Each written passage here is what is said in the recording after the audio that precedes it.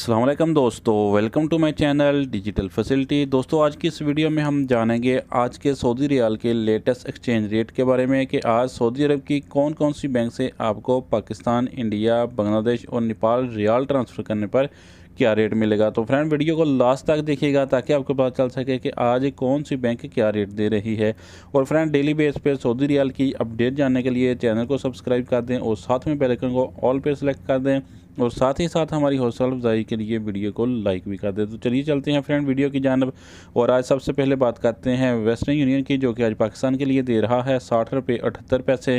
India के लिए 21 रुपये 43 पैसे, बांग्लादेश 28 टका 26 पैसे और नेपाल के लिए रेट होगा 34 रुपये 60 पैसे। तो फ्रेंड दूसरे नंबर पर हमारे पास है फौरी बैंक के रेट, जो कि पाकिस्तान के लिए दे रहा है 60 रुपये 72 पैसे, इंडिया के लिए 21 रुपये 47 पैसे, बांग्लादेश 28 टका 24 पैसे और नेपाल के लिए रेट होगा 34 रुपये 48 पैसे। तो फ्रेंड अगर हम बात करें यूआर पे की, तो वो पाकिस्तान के लिए दे रहा है 61 रुपये 41 पैसे, इंडिया के लिए 21 रुपये 27 पैसे, बांग्लादेश 28 टका 21 पैसे और नेपाल के लिए रेट होगा 34 रुपये 51 पैसे। तो फ्रेंड आप देखते हैं एसटीसी पे के रेट, जो कि पाकिस्तान के लिए दे रहा है 60 रुपये 60 पैसे, इंडिया के लिए 21 रुपये 35 पैसे, बांग्लादेश 28 टका 19 पैसे और नेपाल के लिए रेट होगा 34 रुपये 47 पैसे। तो फ्रेंड इसके बाद हमारे पास हैं अलराजी बैंक के रेट, जो कि पाकिस्तान के लिए दे रहा है 61 रुपये 39 पैसे, इंडिया के लिए 21 रुपये 42 पैसे,